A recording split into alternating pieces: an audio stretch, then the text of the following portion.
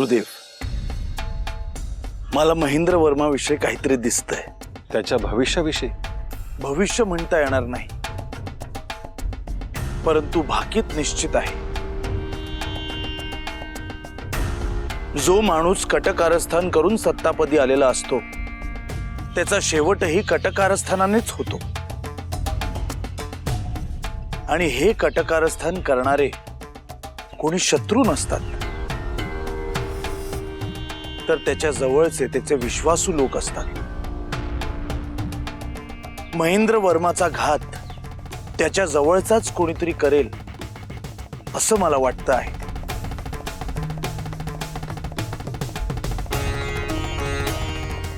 तुझं भाकीत खरं करेल असा व्यक्ती त्याच्या आजूबाजूलाच आहे गोरक्ष.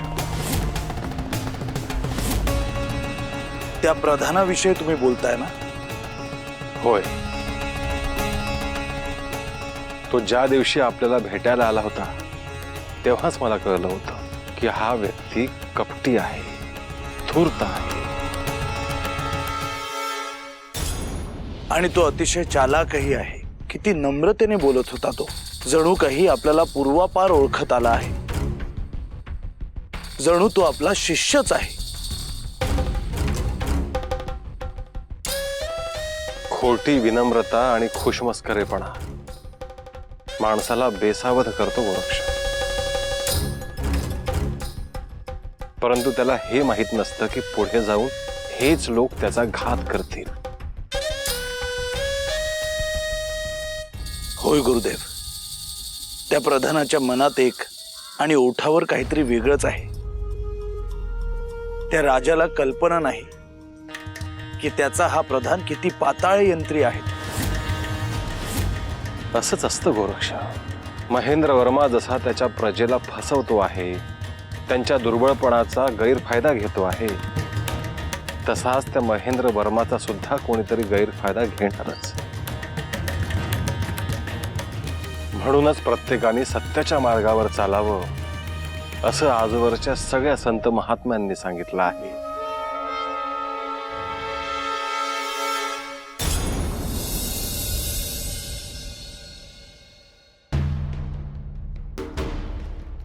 आतल्या खोलीत आहे ती आत्ता. पण ती आता आपल्या सोबत राहणार? हो, तिचा जीव तिथे सुरक्षित नाही, इथे ती सुरक्षित आहे. पण आपण असं कसं राहणार? मला भीती वाटते सापांची. ती माझी आई आहे.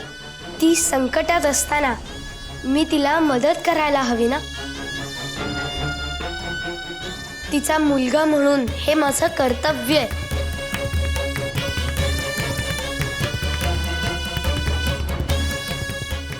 नागनाथ बरोबर बोलतोय. त्या सर्पिणीचं नाव पद्मिनीच आहे. राहू दे तिला इथं. पण कधीपर्यंत? जोपर्यंत तिच्यावरचं संकट दूर होत नाही.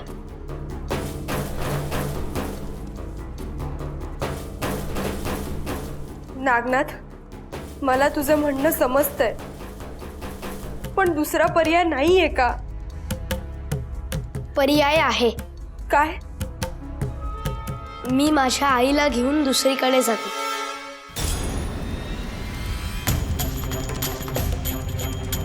आणि माझं काय? मी तुझी कुणी नाही का? आई, पण मी तिला असं वाऱ्यावर नाही सोडू शकत. नागनाथ, राहू दे तिला इथे. पण आपण असं लपवून तरी किती दिवस ठेवणार? आपण तिची काळजी घेऊ. गावात सगळ्यांना समजलं की चर्चा होणार आणि सगळी लोक तिला मारायला आपल्या घरी येणार.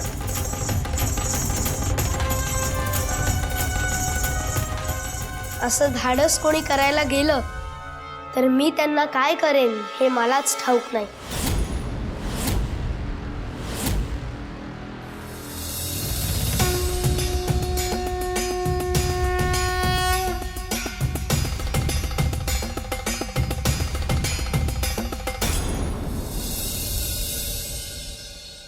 पद्मिनी आई, तू आता सुरक्षित ठिकाणी आहेस.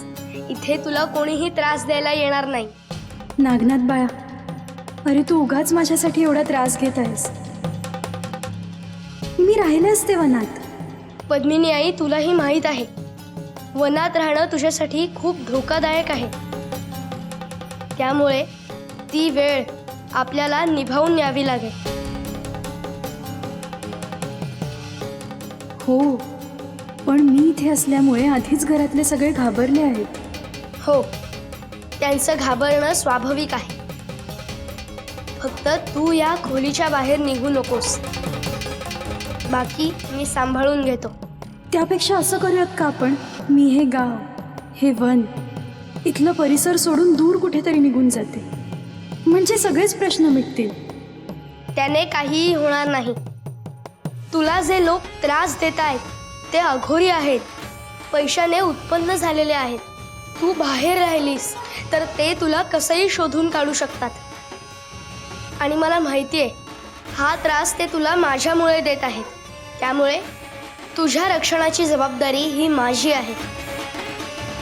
तू मला विचारल्याशिवाय इथून कुठेही जाऊ नकोस.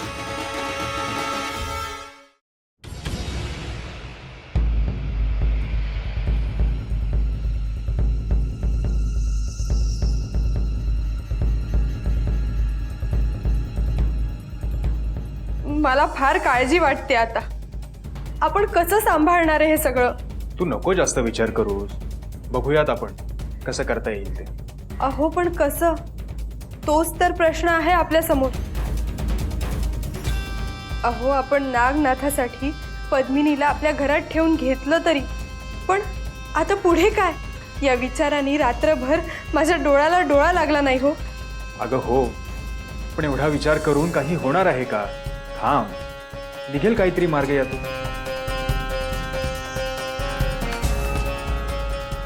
राम राम कोशधर्म.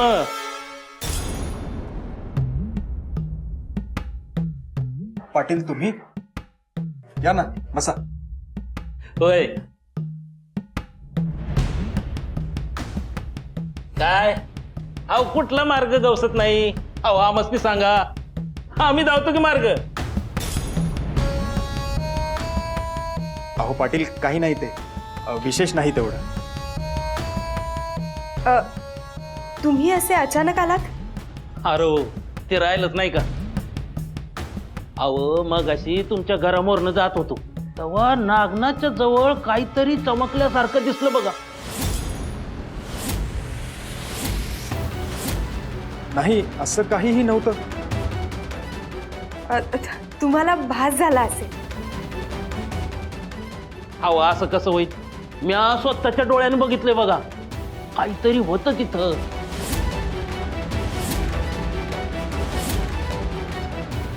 आबा, नागनाथ आला. काय रे नागनाथ, मग तुझ्या पायापाशी काय चमकत होतं र? कुठं काय? काही नव्हतं.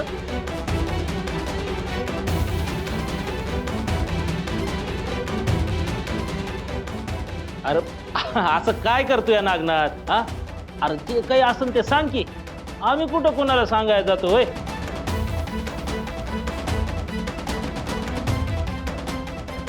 अहो पाटील, पण काही नसेलच तर काय सांगणार ना? हो पाटील, नक्कीच तुमचा काहीतरी गैरसमज होतोय.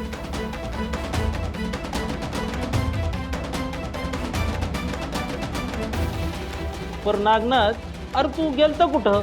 नाही म्हणजे कुठून तरी आल्यासारखं वाटत होता म्हणून विचार.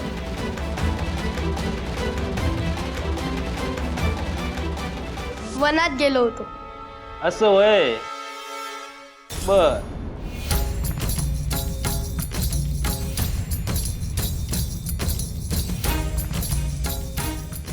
म्या घरात आल्यापासनं मला असं वाटतं या घरात कसला तरी वास येतोय.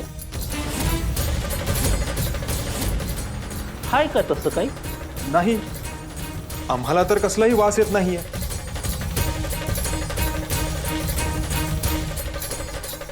बरोबर. पाटील, आपलं आणखी काही काम होतं का?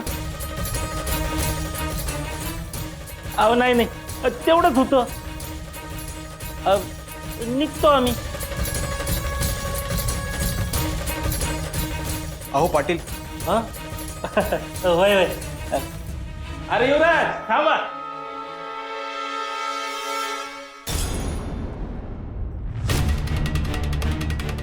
पहा, ज्याची भीती होती तेच घडले. मी तुम्हाला म्हणत होते ना, त्यांनी तुला नक्की पाहिले पद्मिनीला घरी आणताना. नसेल पाहिलेलं, पण आता त्यांना कळू नये ह्याची काळजी आपल्याला घ्यायची आहे. त्यांना कसला वास येत होता कुणास ठाऊक. थांबा, मी धूप लावते.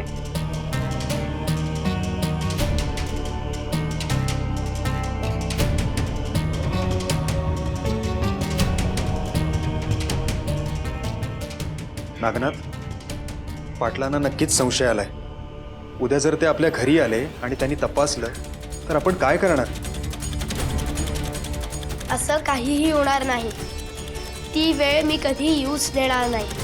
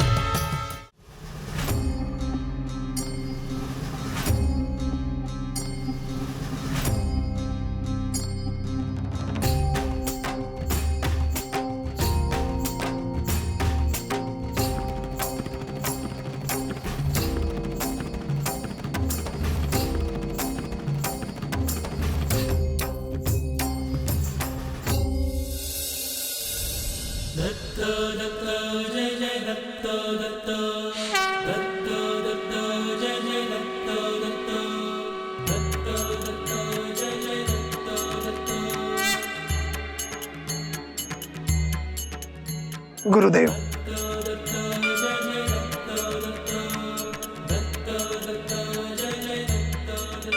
प्रणाम.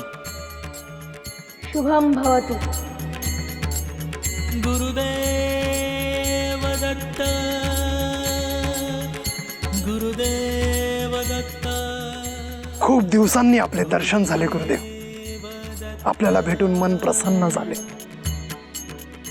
जालिंदर, मलाही तुम्हाला भेटावेसे वाटत होते. कसे आहात तुम्ही? गुरुदेव, आम्ही एकदम ठीक आहोत. नागनाथालाही पाहून खूप दिवस झाले होते. त्याला काही वाईट शक्ती त्रास देत आहेत असा संकेत आम्हाला मिळाला आणि आम्ही त्वरित तिकडे आलो. जेव्हा जेव्हा संत विभूती या पृथ्वीवर जन्म घेतात तेव्हा वाईट प्रवृत्तीची माणसं त्यांना त्रास देऊ पाहतात. त्या दिव्यातून प्रत्येक योगी तपस्वी माणसाला जावं लागलंच आहे. हो, आणि गुरुदेव, आपण स्वयं इथे असताना नागनाथाला त्या त्रासाचा सामना करणं तितकंसं कठीण जात नसेलच. हो, मी त्याच्या सोबतीसाठी इथं आहेच. त्याला आवश्यक असलेली सर्व साधना मी त्याला शिकवत आहे. पण तुम्ही आता इथे आलात त्यामुळे मी जे ज्ञान तुम्हाला दिले आहे ते तुम्ही नागनाथाला देऊ शकाल. आपण आज्ञा करा गुरुदेव. तुम्ही आता काही दिवस इथेच राहा. इथे राहून तुम्ही नागनाथाला सहाय्य करा. गुरुदेव, आम्ही इथेच राहण्याचा मानस घेऊन आलो होतो. आम्हालाही काही दिवस आपल्या सानिध्यात राहता येईल, आपली सेवा करता येईल. खूप दिवसांनी आपल्या सेवेचे समाधान आम्हाला मिळेल. आम्हाला नागनाथाला आता भेटता येईल? हो, मी त्याला इकडेच बोलवून घेणार आहे. नागनाथ, तू त्वरित माझ्याकडे वनात निघून ये. तुला भेटायला जालिंदरनाथ आणि कानिफनाथ आले आहेत.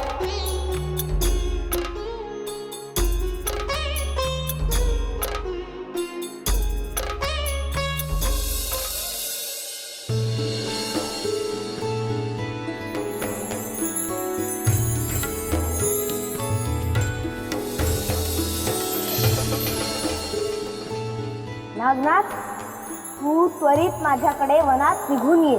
तुला भेटायला जालिंदरनाथ आणि कानिफनाथ आले आहेत.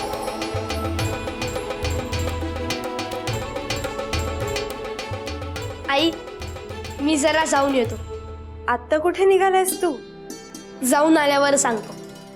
आलोच.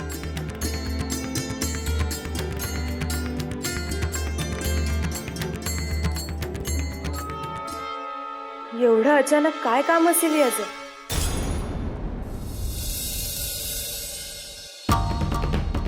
तुम्ही त्या नागनाथ संगती काहीतरी बघितलं म्हणता, एवढं त्याच्या घरला जाऊन आला आणि हाती काही लागलं नाही वय?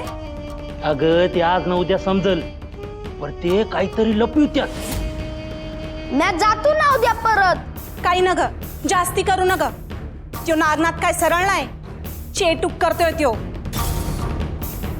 मग आपण काही कमी आहोत का? आपल्या संग हाय ना गुरुआई. त्या गुरुआईचं काय झालं? काही समजलं का? काय खबरच नाही बघ. तुम्ही तर म्हणला होता गुरुआई असं करल, गुरुआई तसं करल. आता उद्या पहिला जाऊन बघा तिकडं. उद्या जातोच.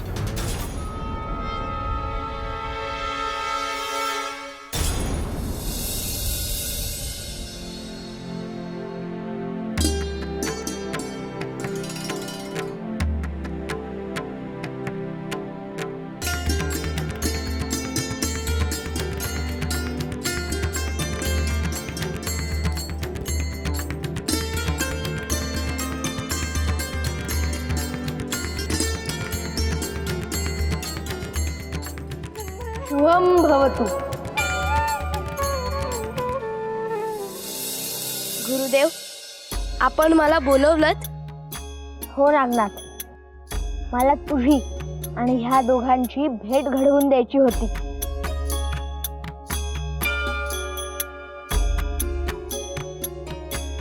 तू ह्यांना ओळखलं असशीलच. मला ह्यांना ओळखता आलं नाही, पण मला जाणवतंय आम्ही खूप आधीपासून एकमेकांना ओळखतो. तुला जे जाणवतंय ते अगदी बरोबर आहे. पुढे जाऊन ज्या पंथाची मी तुला दीक्षा देणार आहे त्या नाथ पंथातील हे श्री जालिंदरनाथ आहेत.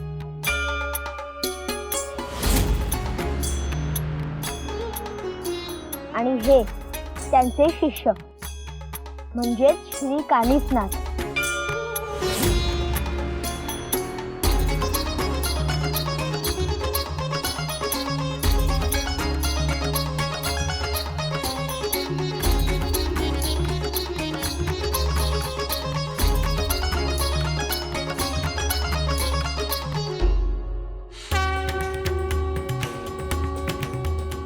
नागनाथ, तुझं नाथपंथात स्वागत आहे.